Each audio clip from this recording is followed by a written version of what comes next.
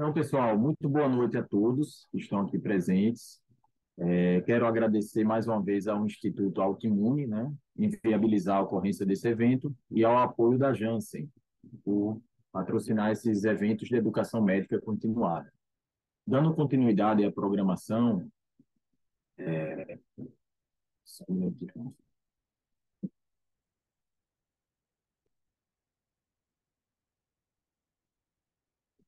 O assunto de hoje, conforme planejamos, vai ser o manejo do lúpus na gestação. Isso é um assunto muito prevalente na situação de consultório, né? Nós, reumatologistas, estamos diante dessa situação várias vezes, né? Então, qual é o objetivo da noite de hoje? Passar uma revisão geral sobre as orientações necessárias às pacientes lúpicas, com o que nos devemos nos preocupar, as condutas tomar, se pode usar imunossupressores na gravidez, quais, e como diferenciar a atividade do lúpus de pré-eclâmpsia. Isso é um grande desafio, né? Todo mundo está ouvindo bem, pessoal? Sim, doutor Rodrigo. Então, vamos seguir. Então, esse aqui é um caso clínico meu, né? Uma mulher de 29 anos, parda, advogada, recebeu o diagnóstico de lúpus aos 14 anos de idade, um quadro predominantemente cutâneo, articular e hematológico, além da serosite. O FAM positivo, com complemento consumido. Então, esses são os critérios para diagnóstico de lúpus. A primeira consulta que ela passou comigo, na verdade, foi em 13 de novembro de 2020, porque ela acompanha, hoje em dia ela acompanha em conjunto, comigo e com a colega, né, reumata aqui local. Então, ela foi encaminhada para mim na época de novembro de 2020, devido à reativação da doença, as mesmas manifestações, serosa, hematológica.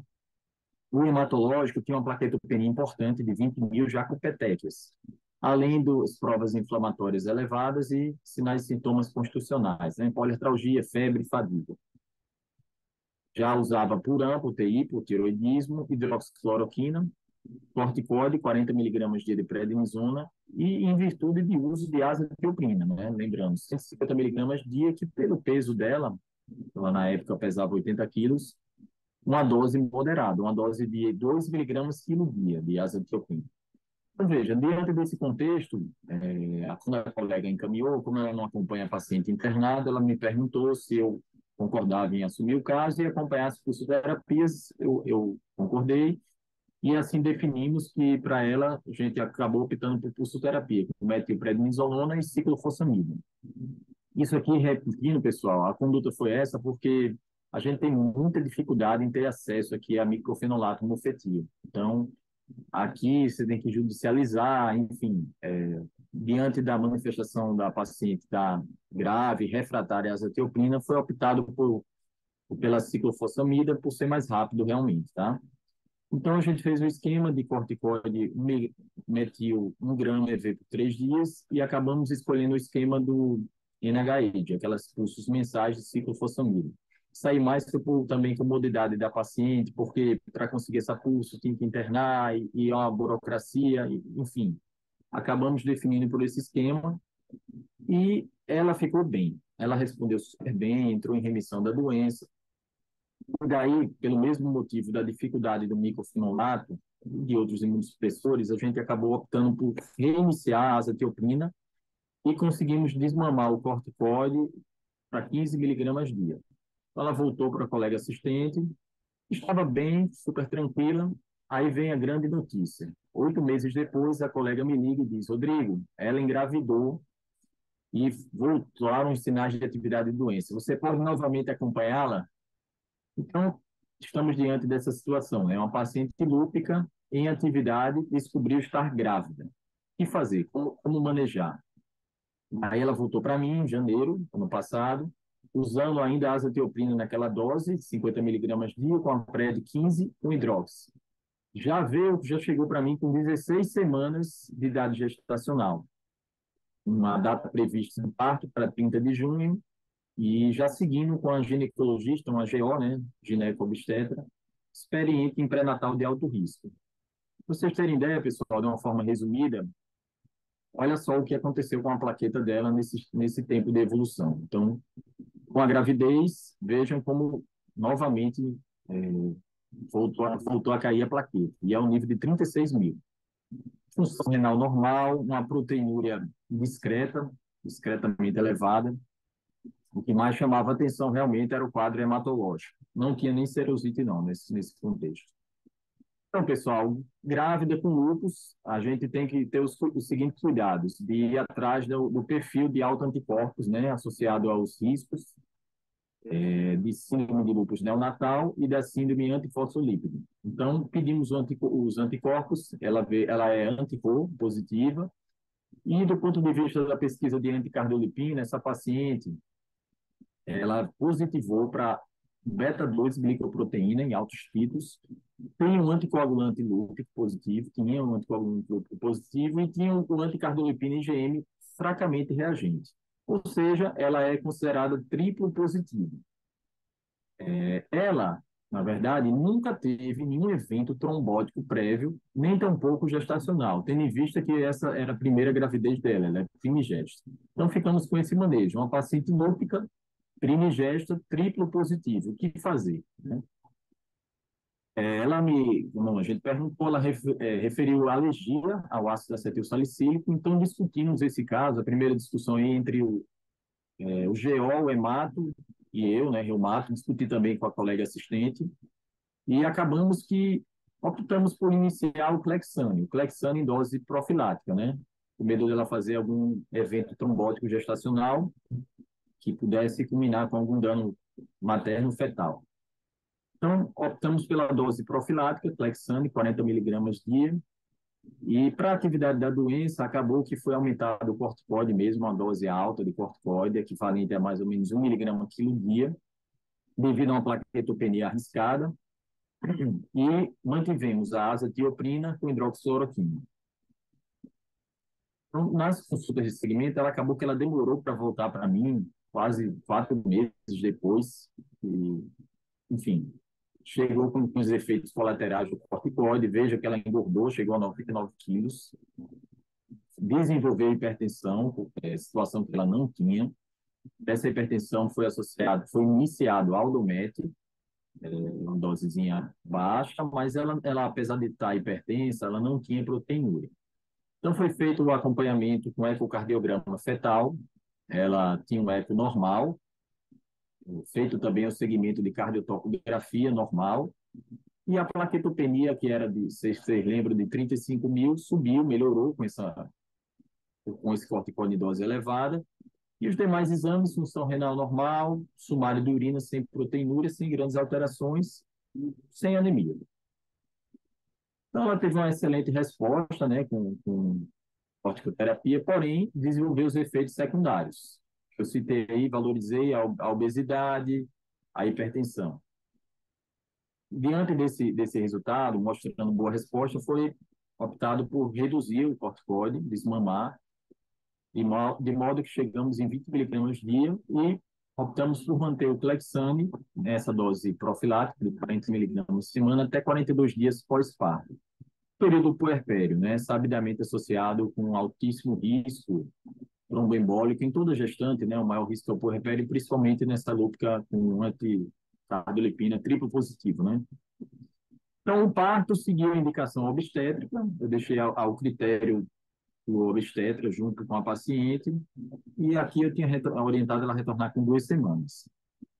Graças a Deus, deu tudo certo, a paciente não teve nenhuma intercorrência maior, foi um parto cesariano, a criança nasceu bem, sem nenhuma lesão cutânea ou alteração hepática, hematológica, nenhum sinal de lúpus neonatal. E nasceu com 38 semanas, quer dizer, uma gestação que conseguiu seguir o seu curso fisiológico, curso normal, não foi pré-termo, não nasceu com baixo peso, nasceu dentro do esperado. E a paciente, após a cesárea, retomou a pressão até para 14,9, posteriormente níveis menores, de modo que já suspendeu o metildopa, mas a questão da obesidade, obviamente, ainda não se recuperou, né? Ainda 91 quilos, e a plaqueta novamente voltou a cair, quer dizer, mostrando que é um paciente que não está respondendo com essa azatioprina e córtico dependente. Em baixa dose de corticoide, ela piora a plaquetopenia. Daí foi optado por aumentar a azathioprina e, então, manter esses 20 miligramas dia de prednisona. Então, o bebê, ela voltou para mim em setembro, o bebê já com 2 meses e 10 dias, ainda normal, sem nenhum sinal de lúpus neonatal, e a plaquetopenia piorando, com 28 mil plaquetas. A parte renal, creatinina sempre normal e uma proteinúria normal, 414 miligramas. Então, nessa situação de piora da plaquetopenia, acabou que, novamente, aquela mesma limitação local que temos de acesso a microfenolato e outros imunossupressores, acabou se optando por nova pulso de metil com ciclofosfamida.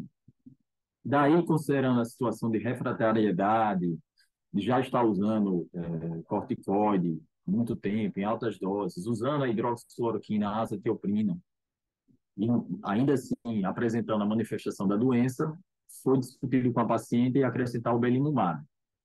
Nisso, ela deu entrada, o convênio negou, e essa situação que é atualizando vocês, ela está ainda aguardando judicialização.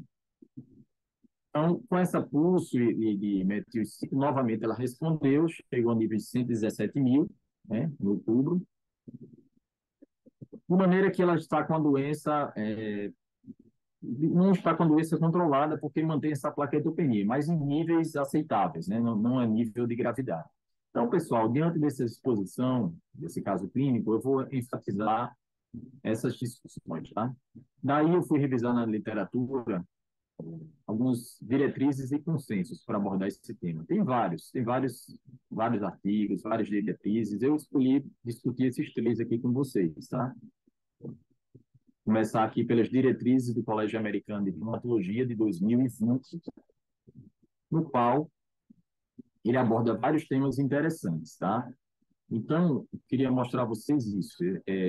Com relação à paciente lúpica, né, você vai avaliar uma paciente que considera sempre a possibilidade de gravidez, né? E aí você tem que orientar a paciente a seguinte ideia. Se ela está em doença, em atividade, uma atividade elevada, primeiro pensar, logicamente, é controlar a atividade da doença. Alcançando a estabilidade, ou seja, alcançando baixa atividade da doença ou doença em remissão, você vai priorizar as seguintes medidas. Mudar as medicações da paciente, adaptar para medicações compatíveis com a gestação. E também observar se a paciente está respondendo a essas novas medicações e se está tolerando esse novo tratamento.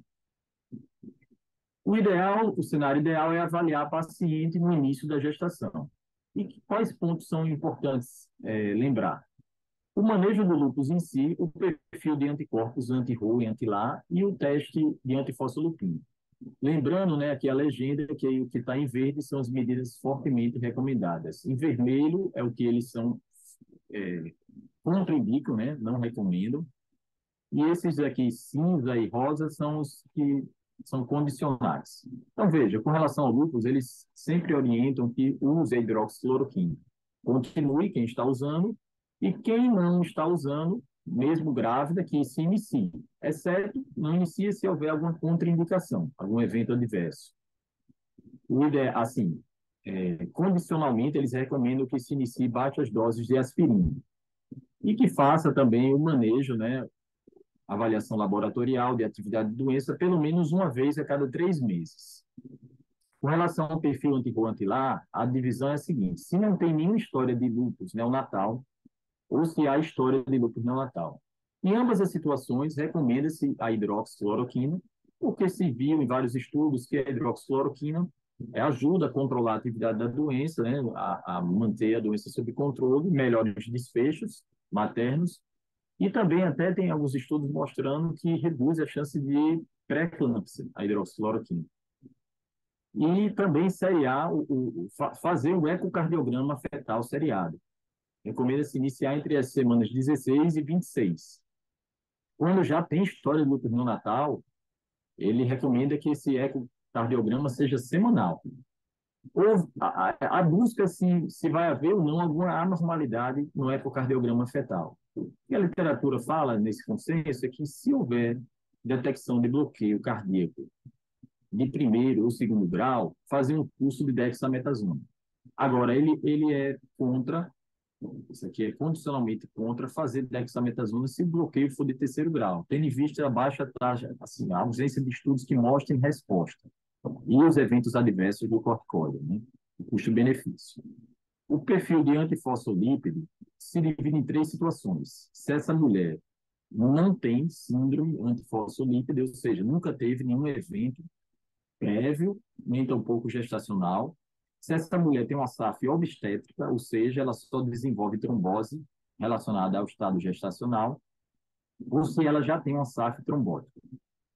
Se não há nenhum evento clínico, recomenda baixas doses de aspirina. E eles são contrários a fazer profilaxia com heparina ou hidroxicloroquina, aqui ele quis dizer nesse sentido do antifosfolípide, tá? No SAF obstétrico, já tem eventos relacionados à gestação prévia, eles recomendam que se faça baixa dose de aspirina associada à heparina profilática. Mantém essa conduta até 6, 12 semanas pós-parto. Recomenda fazer hidroxicloroquina e são contrários à heparina em dose terapêutica ou imunoglobulina intravenosa, porque não mostrou benefício, e são totalmente contra iniciar corticoide por esse motivo. E se já tem história de SAF trombótica, aí o que muda, gente, é que vai manter a ideia da heparina ou da aspirina, se não houver contraindicação, claro, e usar a heparina em dose terapêutica, além da hidroxicloroquina. Agora, outra questão que eu achei interessante trazer para vocês é que muitas vezes a gente está em consultórios, atende pacientes homens, seja lá que tem espondilite anquilosante ou artrite reumatoide, né? Eu vou dar aqui um exemplo. E já aconteceu para mim de me perguntarem, doutor, eu pretendo ser pai. Eu devo parar os meus remédios para artrite? Então, esse trabalho veio para responder essas questões. Eles recomendam fortemente que o homem não pare de usar essas medicações. Dentre elas, todos os inibidores de fator necrose tumoral. Tá? O que eles recomendam fortemente parar é a ciclofosfamida, descontinuar até aproximadamente 3 meses antes dele pensar em engravidar a esposa, né? Enfim, engravidar. E eles são condicionalmente, recomendam descontinuar a talidomida e tem algumas recomendações como essas aqui, dessas medicações, que eles não têm ainda uma posição formada para essas medicações, tá? Porque não tem dados limitados de estudos. Outro tópico aqui, pessoal, que a gente tem que discutir com nossos pacientes é a questão da contracepção e o planejamento de gravidez. Eu achei muito interessante porque ele recomenda o seguinte, uma visita inicial que uma paciente lúpica procurar o reumatologista, era interessante, obviamente, uma mulher que tem idade reprodutiva, né, o médico abordar essa possibilidade, né, de gravidez. E aí, aqui ele está falando a questão dos métodos anticoncepcionais. Lembrando que os métodos de barreira são menos efetivos, né? Agora, porém, eles podem ser utilizados caso tenha alguma contraindicação ao DIU, né? Então, veja, qual a ideia que a gente tem que saber, tem que lembrar? Solicitar os exames antifosfolípicos. Por quê? Se o teste vier positivo, ele recomenda fortemente que se priorize o DIU, ou, se não houver acesso ou alguma outra contraindicação ou escolha mesmo da paciente, usar uma pílula somente de progesterona, ou seja, evitar estrogênio.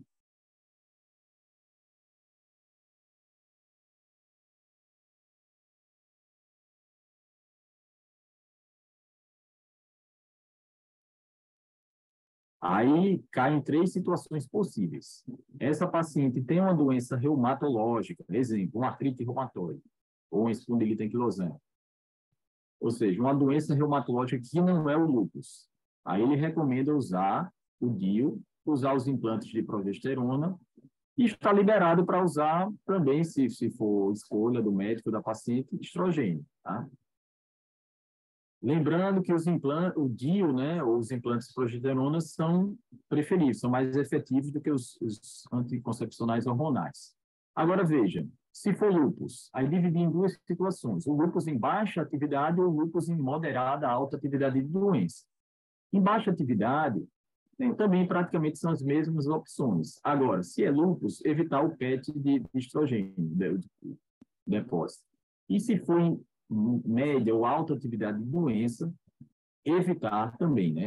Resumindo a diferença que aqui vai ser, na verdade, é que se tiver em baixa atividade, ele fala aqui do implante.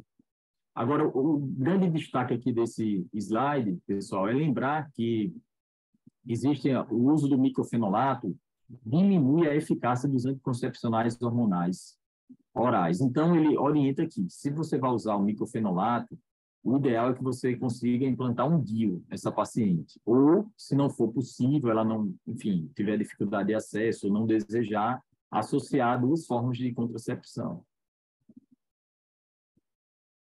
Agora, pessoal, o que está sendo discutido aqui é a terapia de reprodução assistida.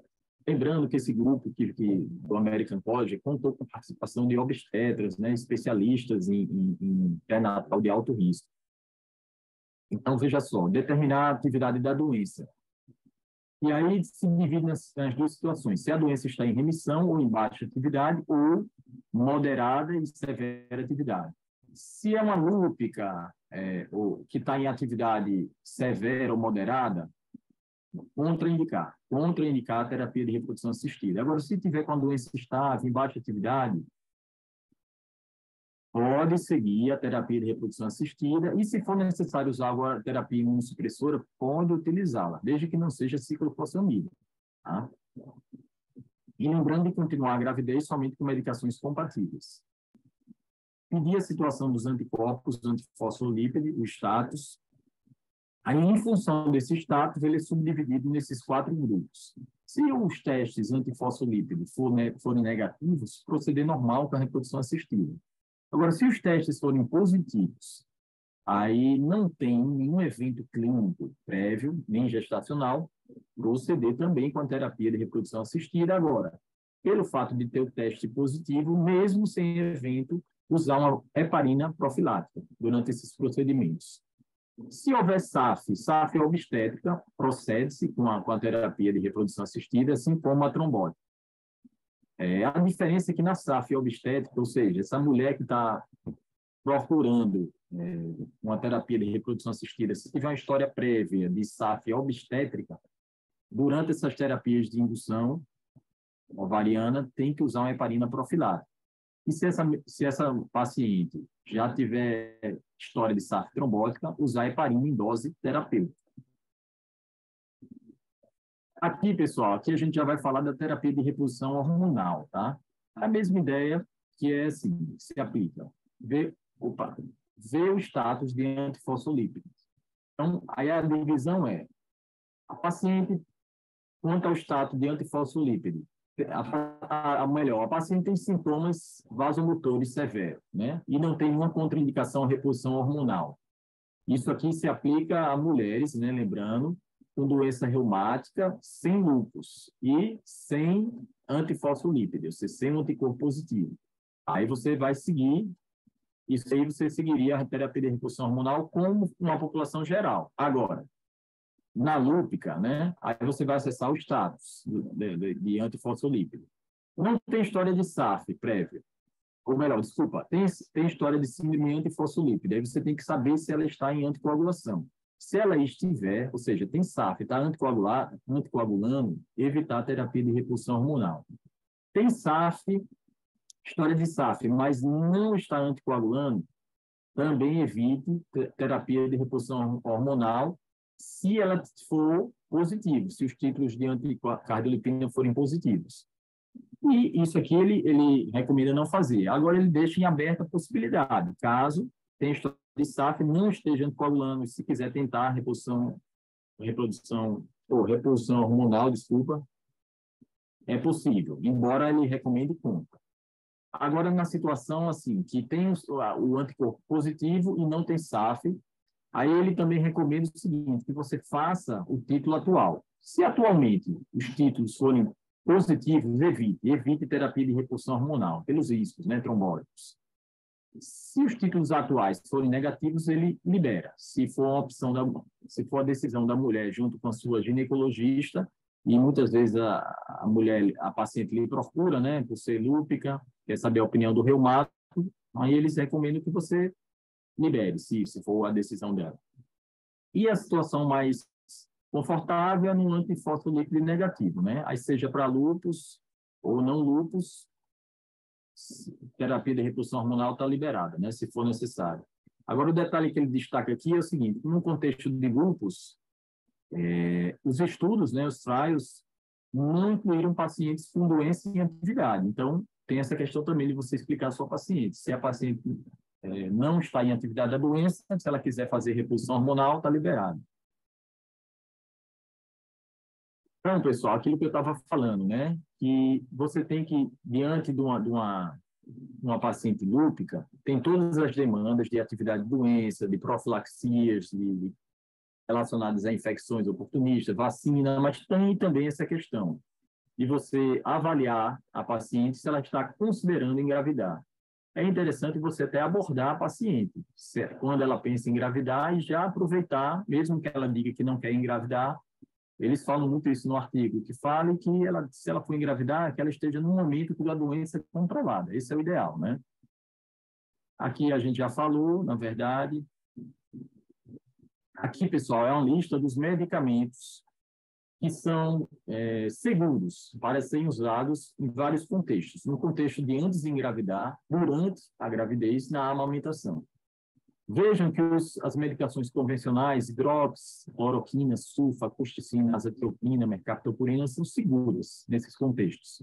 A prednisona, ele faz a ressalva que o ideal é usar uma dose menor do que 20 miligramas dia, né? E tem alguns, além da questão de diabetes gestacional, hipertensão, tem a questão de algumas malformações como lábio leporino, né, fenda palatina, que pode estar associado. Mas, enfim, no contexto da amamentação, o ideal é que, assim, se a paciente vai usar uma dose maior que 20 miligramas dia, atrasar, né, por 4 horas, dar o peito 4 horas depois. Outro destaque que eu quero falar aqui, em relação aos inibidores de fator de necrose tumoral, ele destaca o certolizumab. Certolizumab tem estudos mostrando que a segurança, né, tanto no contexto de pré-concepção, gravidez, como na fase da amamentação. São os estudos, né, que estão mostrando aqui o CREDO e o CRIB. O CREDO está mostrando que ele atinge níveis indetectáveis ou baixos níveis no leite materno. E o CRIB mostra que a taxa, a mínima, né, transferência transplacentária para o sangue do RN. Então, sugerindo que é seguro você usar em todos os trimestres da gestação. E aqui estão as medicações que já sabemos que são incompatíveis com a gravidez, ou porque já tem relatos de teratogenia, malformações, ou porque não tem estudos ainda disponíveis. No caso de tofacitinib, apremilaste e baricitinib, faltam dados de segurança. Por serem pequenas moléculas, se sabe que elas vão atravessar a placenta, né? Então, continuando, vamos falar desse artigo aqui que fala da opinião de especialistas na segurança das drogas, né? Esse estudo eu achei interessante, pessoal, porque foi um estudo muito cêntrico, né? Vários países europeus e vários especialistas. Não foi só reumatologista também, né? Foram GOs dedicados, subespecialistas em gravidezes de alto risco, tá? Então, eles, resumindo os dados, as discussões, eles falaram o seguinte: as drogas que devem ser suspensas, eu achei interessante essa divisão aqui. Antes da gestação, né, isso aqui a gente já sabia, que é o metrexato, a ciclotalidomida, mas também o miclofenolato, e com teste positivo da gravidez, suspender a varfarina, o COX-2 e o belimumab e rituximab. Eles liberam antimaláricos, corticoide, asa, tacrolimus. O AINE aqui foi colocado porque, se for uma situação que realmente tenha que usar o AINE, ainda tem estudos que liberam o AINE no primeiro trimestre, tá? Logicamente, o ideal é evitar, né? O AS, ele orienta que seja iniciado porque tem estudos mostrando menor ocorrência de parto pré-termo e eventos trombóticos, tá? A heparina de baixo peso molecular naquelas situações que eu já falei previamente. E no contexto de flare moderado ou severo, as opções de corticoide, na forma de pulso oral, imunoglobulina, plasmaféreas, e eu achei interessante que ele falou da ciclofosfamida, uma situação extremamente risco elevadíssimo de vida, paciente muito grave. Então, você, nessas situações de segundo ou terceiro trimestre, estaria autorizado como uma opção, né, se for o caso, usar, para salvar a vida da paciente. Mas as conclusões falam que a hidroxicloroquina é a pedra angular, como a gente já sabe, e o interessante que eu achei é que 10 a 15% das gestantes com lúpus podem desenvolver pré-eclâmpsia. Então, a hidroxi reduz essas complicações. E com relação aos demais biológicos, os dados ainda são limitados, né? Porém, talvez seja seguro usar no primeiro e segundo trimestre para tentar evitar a exacerbação das doenças, né? Aqui está se falando não só de lúpus não, tá, gente? Está falando também de outras doenças reumatológicas, como artrite, espondilite. E no terceiro trimestre, o ideal era ponderar contra o risco da imunossupressão do RN, porque há a passagem transplacentária, né, do anticorpos. Agora, eu vou discutir rapidinho aqui esse artigo, que é o manejo do lúpus na gravidez. Eu achei interessante aqui no resumo, né, que fala de lembrar que as mulheres que geralmente desenvolvem flare durante a gravidez são aquelas que já tinham a doença ativa previamente à gravidez ou história de doença renal. Isso aí, esse relato já aumenta muito a ocorrência, a chance de ocorrência de perda fetal pré-eclâmpsia, recém-nascido pré-termo ou pequeno para a idade gestacional. Então, aqui eu vou passar rápido. Estou indo muito rápido, pessoal. Me digam aí que eu estou preocupado com a hora, para dar tempo da gente discutir. Tá ótimo. Ótimo. Então, vamos lá, pessoal. Aqui a ideia é o seguinte, o objetivo desse slide é discutir a questão da capacidade reprodutiva da mulher lúpica. Então, esse artigo ele fala também que alguns fatores influenciam o número de descendentes da paciente com lúpus. Dentre eles, a própria atividade da doença, atividade inflamatória e algumas comorbidades, pacientes que já têm insuficiência renal, ou nefrite lúpica, ou a SAF, né? E também a questão da exposição ao próprio tratamento que usa drogas gonadotóxicas, como a ciclofosfamida, e outros aspectos. Então, existem vários autores discutindo essas questões de atividade do lúpus, que pode levar a uma inflamação, a oforite, interromper o eixo hipotálamo, hipófise ovariano. Os episódios de flare geram uma situação de hiperprolactinemia que afeta o próprio processo ovulatório. E esse autor aqui, o Pazotto, ele relatou que até mais da metade, né, das pacientes lúpicas abaixo de 40 anos de idade já tem história, né, relato de alterações menstruais.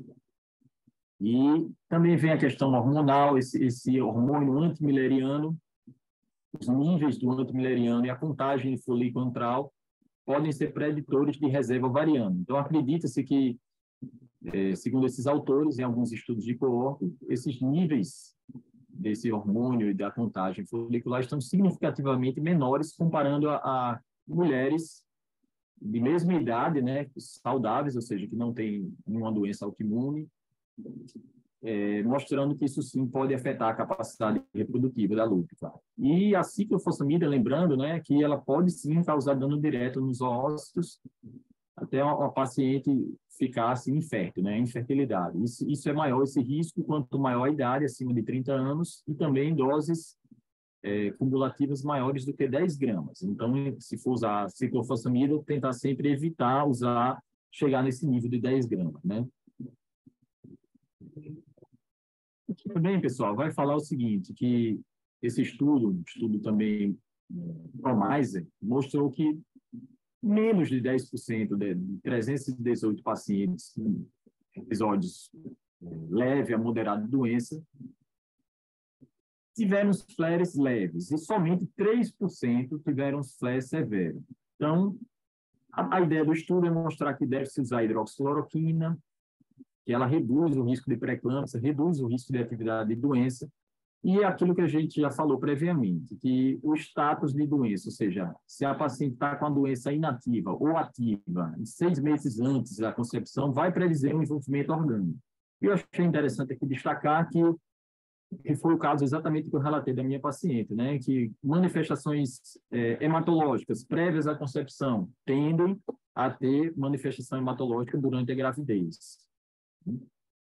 que são os achados, mostrando o seguinte, que eu achei também muito interessante. Esse estudo aqui foi um estudo que acompanhou 4.000 gravidezes em pacientes lúpicas. Então, olha só, interessante, pessoal, elas têm maior permanência hospitalar, maiores taxas de hipertensão, maiores taxas de restrição de crescimento intrauterino e tem um risco aumentado em até 3 vezes de pré-eclâmpsia, 20 vezes maior de morte materna e aumento de risco de infecção e trombose entre as lúpicas. Embora os dados mais recentes tenham mostrado uma melhora considerável na morbimortalidade materno-fetal, vejam que o fato de ser lúpica aumenta a chance desses eventos adversos, né? Aí, como eu tinha falado, como diferenciar a pré-eclâmpsia de FLEB e lúpus? Muitas vezes é muito difícil, porque, veja, até 20% das gestantes lúpicas complicam com pré-eclâmpsia.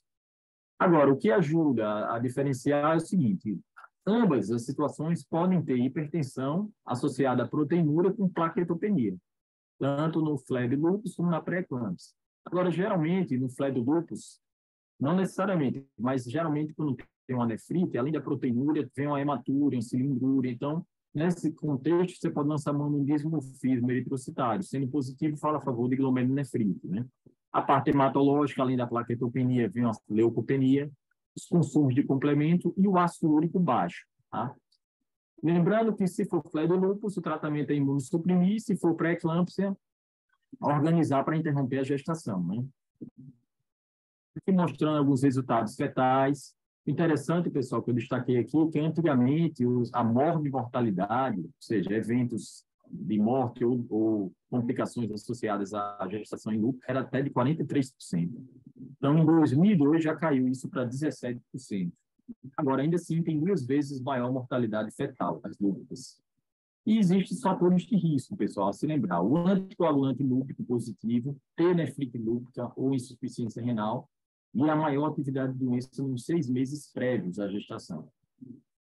E são vários estudos mostrando, o pessoal do grupo de Taiwan, grupo italiano, mostrou o seguinte: tem nefrite lúpica, hipertensão, restrição de maior risco de complicação. Restrição de crescimento intrauterino foi associada à hipertensão materna, né, Renault e exacerbações da doença prévia. Então, pessoal, eu tentei ser breve, para dar tempo para a gente discutir, mas eu queria deixar de mensagens finais para vocês. Temos que abordar toda paciente lúpica sobre o seu desejo de engravidar. Isso tem que ser uma busca ativa. Embora a paciente não fale que, no momento, não pense em engravidar, ou até mesmo nunca vai querer engravidar, a gente tem que se mostrar interessado em abordar essa questão de ser acolher essa paciente e dizer que tem-se um mito que lúpica nunca deve engravidar. Isso não é verdade. Eu já disse isso a várias pacientes que têm esse mito. Porém, se ela realmente resolver engravidar, que ela faça com acompanhamento multiprofissional, tá? Que é a equipe multidisciplinar, de preferência com um GO acostumado, né, a lidar com pré-natal de alto risco e, melhor ainda, acostumado a atender pacientes com doenças autoimunes, como lúpus. Planejar a gestação, né, quando a doença estiver em remissão, por pelo menos 6 meses, e lembrar de ajustar as medicações conforme aquela tabelinha para medicações que sejam compatíveis com a gestação. E na gravidez, mesmo que a paciente já tenha esse perfil dosado, lembrar que engravidou a gente tem que dosar, atualizar o perfil, né, anti-RO, anti-LA e antifosfolípidos. Tá?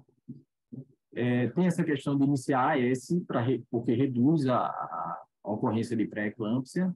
Se não puder, só não iniciar se ela não puder, tiver contraindicação. Lembrando de usar as menores doses possíveis de corticoide e iniciar, ou, se já estiver usando, manter a hidroxicloroquina. Que são as referências. Bem, é isso, pessoal. Tentei ser breve para termos espaço de discussão. Vou deixar aberto para perguntas, tá, gente?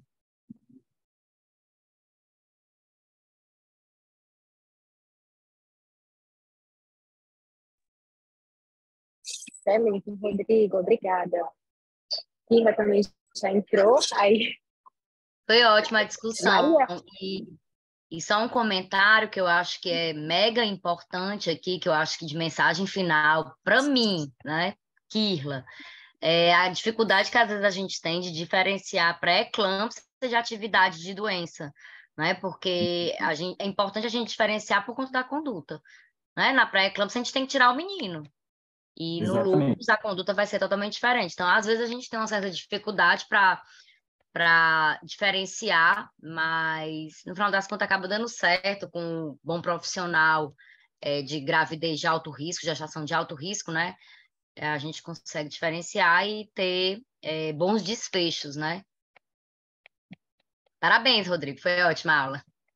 Obrigado. Eu contei só, né, que na verdade eu contei um casinho bonito que deu certo, né, mas eu já tive experiências, eu deixei para discussão, assim, exatamente o desfecho, exatamente o contrário. Agora, qual era o contexto? Era uma paciente que tinha lúpus, era jovem, essa que deu errado, eu vi no hospital universitário. Então, ela tinha lúpus e achou que estava curada, sumiu, perdeu o segmento, e apareceu para mim, eu era até residente, eu me lembro como se fosse hoje, uma sexta-feira à tarde, tem que ser, né? Ela aparece para mim toda inchada, disse, doutor, assim, você tem o quê? Como é que é? Eu perguntando, abordando, ela disse, não, eu tenho um lúpus, mas achei que estava curada, apareci agora porque estou muito inchada. E ela claramente nefrótica, né? Se você olhando para ela, nas arcadas, nefrótica e nefrítica, hipertensa no exame físico. E aí ela disse, eu estou grávida, doutor, para piorar. Aí eu disse, tá certo. Aí a gente foi ver os exames, era aquele cenário tenebroso, uma insuficiência renal aguda, quer dizer, nefrite lúpica com perda importante de função renal. Aí, enfim, resumindo a ópera, ela acabou evoluindo para óbito fetal. A paciente sobreviveu, não tenho mais segmento dela, mas acabou tendo óbito fetal, deu tudo errado. Foi horrível. Mas aquela história, paciente que engravida com atividade de doença, ainda mais atividade renal, é complicado, é complexo. Então, sempre orientar bem a paciente quanto ao planejamento familiar, né? E eu acho que Exatamente. e a adesão terapêutica também, esses pacientes somem, né? É, some, Eu acho que exatamente.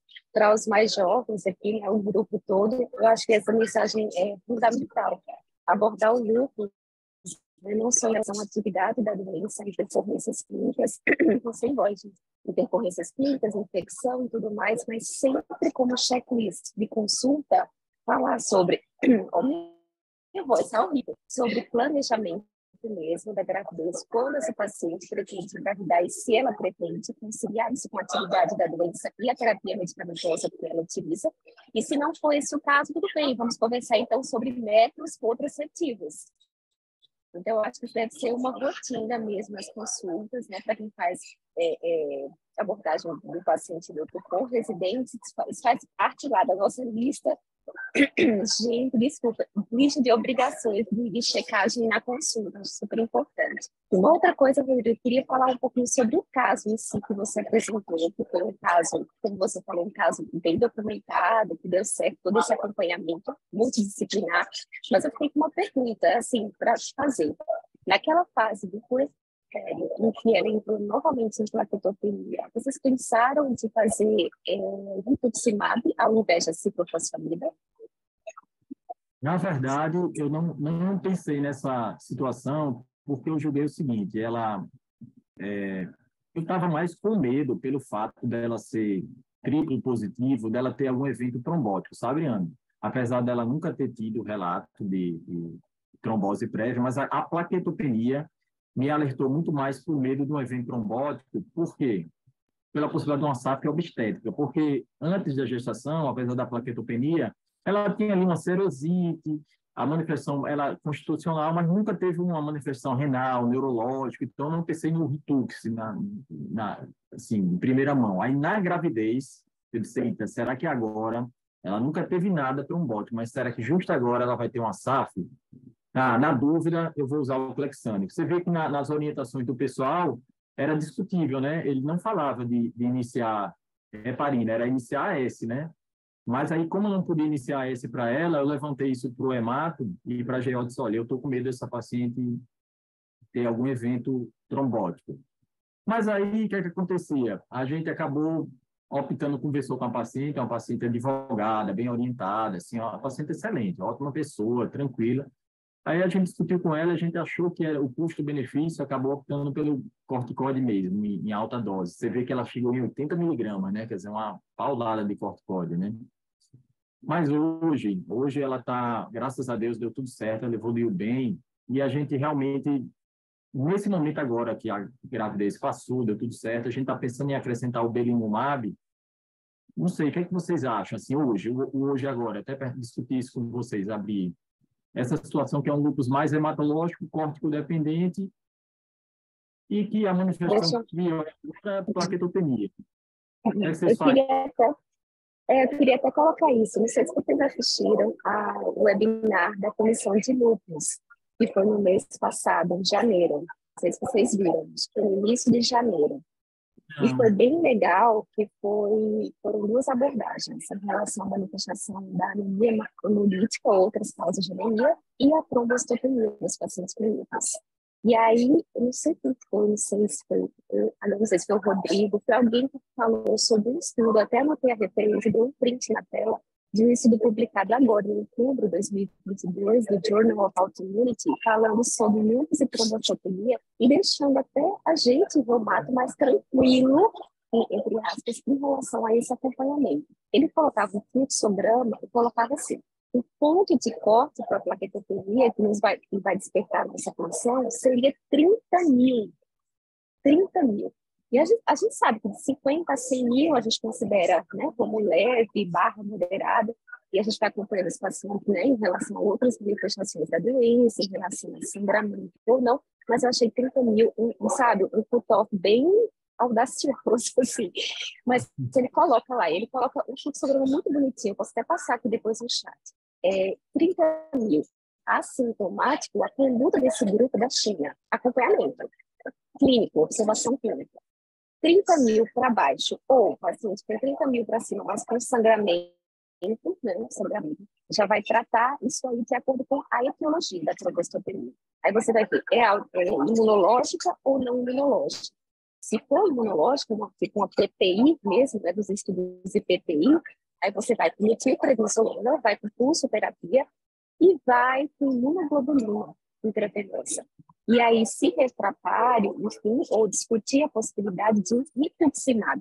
Por isso que eu te perguntei, Rodrigo, porque isso foi agora, esse fluxograma já colocava, claro que ele coloca lá como outros imunossupressores, incluindo ciclosporina, azatioprina, micofenolato e tal, mas ele destaca o papel do rituximab nesses casos imunológicos, né, na trombocitopenia imunológica. É bem interessante, eu acho que faz lá a discussão depois com o Ivan e com o pessoal lá, era que assim, primeiro ponto, a gente não vai comparar uma população chinesa com a população nossa, enfim, a princípio, mas a gente pode ficar um pouco mais tranquilo naquele paciente que tem um lúpus leve, sem grandes manifestações sistêmicas, sem lesão de órgãos nobres, como o rim, o sistema nervoso central, o coração, o pulmão. Ele tem apenas uma trombocitopenia sem nenhuma repercussão clínica, sem sangramento. A gente pode ser um pouquinho mais, dosar a mão, acho que foi até esse termo que o pessoal colocou lá.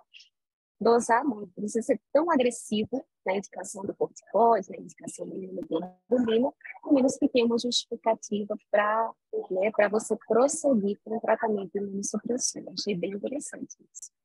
Fácil. Eu acho que foi só uma escolha, assim, novamente, o que é que está acontecendo na minha experiência, que eu estou vendo.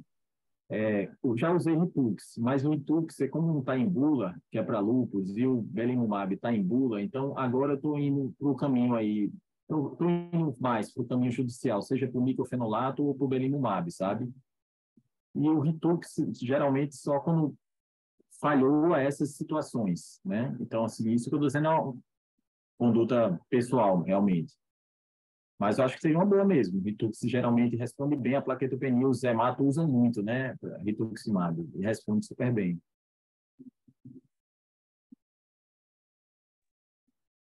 Outra coisa que eu fiquei achando bem interessante foi a questão de que pode ou não pode usar.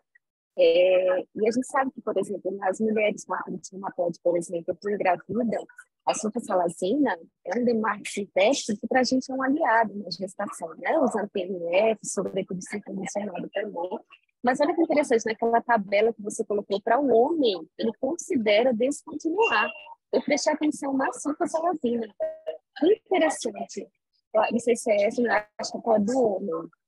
Aí, Essa olha lá, Sô, que fala assim, ó, análise do sêmen e tal. Olha que interessante. análise interessante, né? Eu também achei interessante demais. Eu não uso muito, não. Não tenho muita experiência em sulfasalazina, realmente. Mas que Eu interessante. faço ambulatório de AR aqui, né? Tem até uma residente minha aqui, acho que tem, a Carol.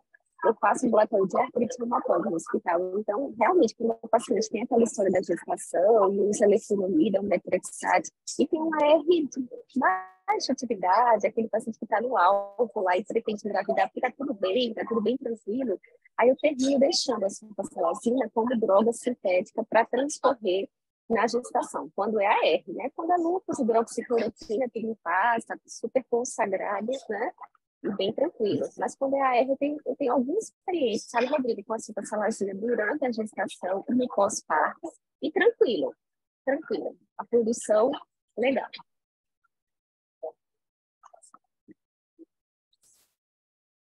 Iva, vai falando, Iva, também. Aliás, vamos deixar o pessoal falar, né? A gente já falou 10 minutos aqui. Cadê Eu a acho que não doutora tem nenhuma pergunta no chat, né? Eu tô Acho que dando uma não. olhada agora e tá só elogios, Ângela? Rodrigo, para você, pela apresentação, pela aula, pela revisão. Obrigado. Se alguém quiser perguntar, pessoal, a gente está Só aqui uma discutindo. curiosidade, um comentário. Uma vez, faz tempo isso, eu recebi uma paciente que me indicaram para mim lá no SEIB, que é um hospital aqui de referência do SUS, um hospital pediátrico, né? Uma criança que nasceu com BAVT, colocou marca-passo e tudo, e encaminharam para o reumatologista para saber se ela tinha lúpus, alguma coisa assim. Ela não tinha um sintoma, não tinha uma queixa, mas tinha FAM positivo, anti-Rho positivo, anti-LA positivo. Tinha, assim, vários autoanticorpos. Né? Perdi o segmento dessa mãe, né? Não sei que fim deu, mas ela não tinha sintoma nenhum enquanto eu a acompanhei. Não desenvolveu nada, mas tinha esses autoanticorpos todos positivos e o filho teve BAVT.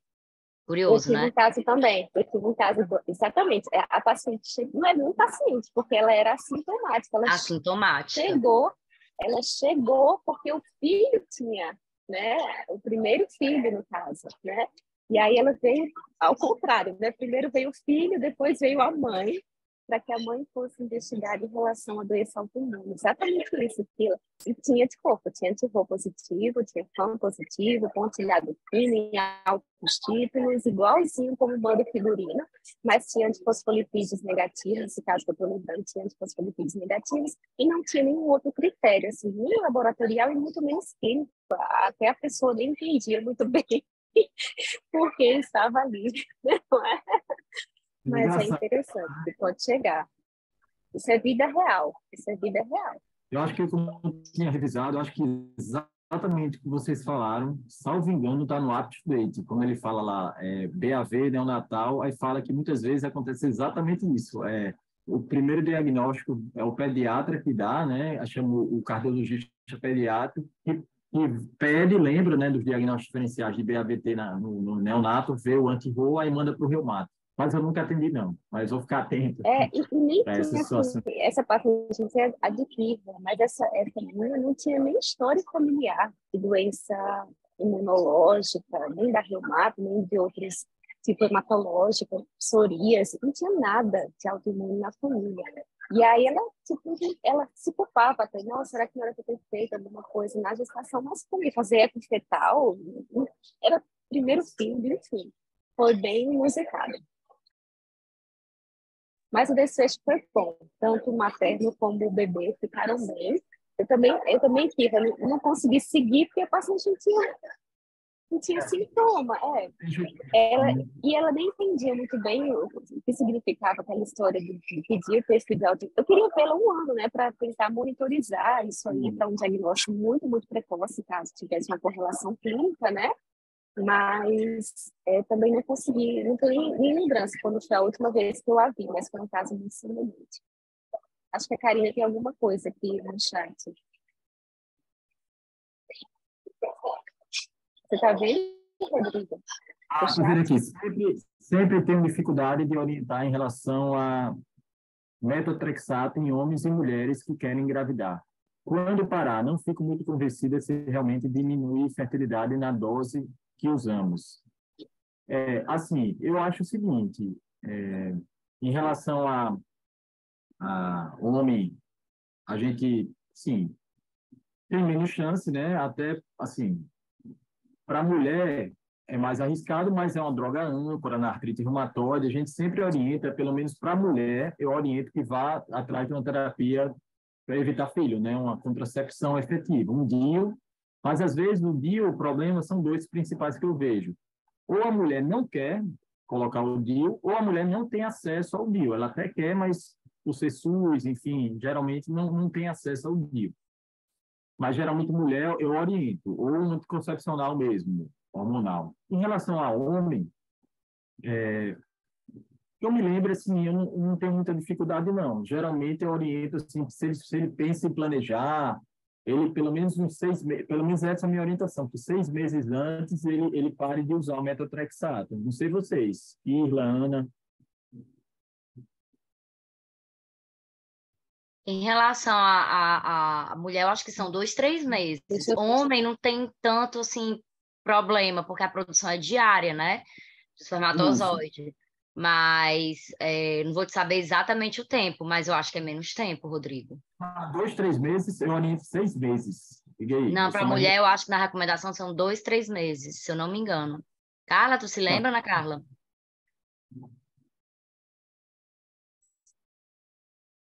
Sim. 3 meses, a última, né, que eu tenho, assim. É. Nossa, tá. Vocês estão me ouvindo? Sim, Vocês estão me ouvindo? tá cortando um pouco, mas dá para ouvir.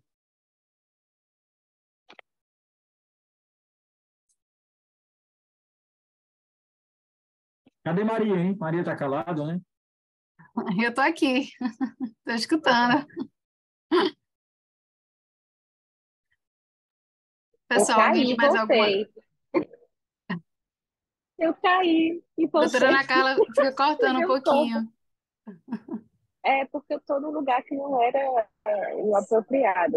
Eu estava falando sobre os 3 meses, né? Eu lembro da última recomendação da interrupção do metotrexato em 3 meses. Inclusive até a lefunomida também, né? Que antes tinha uma recomendação de suspensão muito maior, e agora a gente consegue Eram 2 aproximar. anos, né? Eram A lefunomida eram 2 E ainda anos, usar tinha que fazer colestiramina. colestiramina.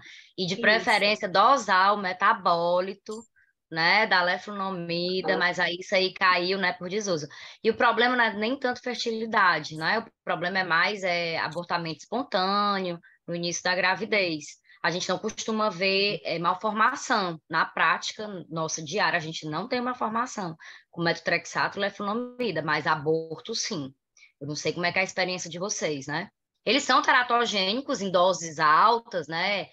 Com estudo com ratos, mas na prática clínica a gente não costuma ver malformação com essas medicações, né? Exato. E aí, concordam? Hoje Ou vocês em têm dia, visto? Não, eu nunca tive problema com eles. Não chegou para mim, graças a Deus. Também não. Então, assim, aborto assim, no começo da gravidez eu vi alguns casos, mas malformação congênita não, nenhum. Talvez até tenha sido o motivo, né, do abortamento, mas de ir a termo, não. Acho que mais algum questionamento, gente? Vamos ver o chat. Eu acho que ninguém colocou mais nada, não. A Karina foi a última, né? Foi.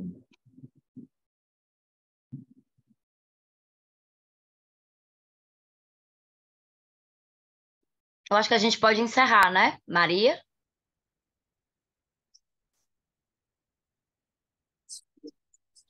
No chat não tem mais nenhuma pergunta, não é isso? Não vi nenhuma. Isso. Opa, Apareceu agora. Tive uma paciente que, por desconhecimento da gravidez, usou metotrexato até os 7 meses e foi tudo bem. Eu tive também, Renata, uma que usou ciclofosfamida, não teve nada. Na realidade, quando o paciente normalmente descobre que a paciente descobre que está grávida, ela para a medicação e continua tudo bem, né? Assim, normalmente é isso. Mas eu vi alguns casos de abortamento, né? Com leflunomida e metotrexato. Mas, no geral, elas param e dá certo. É porque é aquela história, né? Apesar da gente ver, mas a gente sabendo, a gente não vai manter, né? Nenhum desses, porque vai que ocorre, né? Então, assim, a gente está na literatura já informando que metotrexato é teratogênico, ou pode causar aborto, aí não é bacana, né? Não é eticamente correto, né? Além do que. Não é uma boa prática, né? Eu tenho Né? até falando aqui, não é? Eu tenho até uma história rápida que era o meu orientador do mestrado, lá em São Paulo. A esposa dele teve um diagnóstico de artrite reumatoide e eles estavam morando em Dallas, nos Estados Unidos. E eles não deixaram, eles não prescreveram methotrexate ou leflunomida como primeira opção de droga de marketing, né, sintético. Preferiram sulfasalazina somente porque o método contraceptivo dela, eles julgaram que não era adequado para qualquer problema relacionado ao metotrexate ou à leflunomida. Então, isso é muito levado a sério em outros cenários. Às vezes aqui a gente esquece, né, ou passa despercebido, e termina prescrevendo, e só na outra consulta que fala, mas isso é uma prática em outros países, ter bastante rigor na hora de escolher o demarque sintético naquela paciente de idade reprodutiva, né, num cenário duvidoso. Achei bem interessante isso, quando ele me falou, ele passou essa informação. É interessante que aqui acaba que o viés econômico influencia muito a escolha, né? Porque o metrexato é uma droga barata, acessível, a sulfasalazina já é mais difícil de ser o que o paciente ter acesso, né? Então, realmente bem colocado, né? A gente acaba priorizando, poxa, o que é que o paciente vai realmente conseguir? O que ele vai conseguir é o metrexato. Então, e os estudos mostram que é uma droga ampla, vamos começar com ele e se adaptar, ir atrás de uma anticoncepção, enfim. Acho que acaba sendo isso, né, na prática. E completou 75 anos, né, o metotrexato. Não É. sei se vocês viram, né? Teve saiu, né, nas redes sociais e foi bem legal isso. Foi uma crônica sobre o metotrexato e seus 75 anos de uso na reumatologia. Muito É legal. assim, Um vozinho. Um vozinho bom, bom e assim, eterno, eu acho. é. Pois é, gente, eu vou ter que ir. Desejo um final de noite maravilhoso. Agradeço a Rodrigo aqui, lá no Instituto Autoimune, a todos os presentes pela oportunidade de conversar sobre esse assunto tão palpitante. Acho que a noite foi extremamente enriquecedora. Eu aprendi muito. Obrigada, Rodrigo, pela revisão. E ficamos agora para a próxima. Eu vou me despedindo, mas fiquem à vontade. Eu preciso ir, realmente. Um beijo a todos, um abraço e bom restante de noite. Beijo. Obrigado, Eu acho que foi ótimo. Parabéns, Rodrigo. Obrigada. Parabéns, doutor obrigado, Rodrigo. Obrigada, doutora Kila, doutora Ana Carla. Obrigada a todos. E a próxima aula será dia 6 de março, ok? Doutora Ângela. Perfeito. Obrigada, Boa gente. Boa noite, noite. muito obrigada a todos. obrigado a todos, boa noite.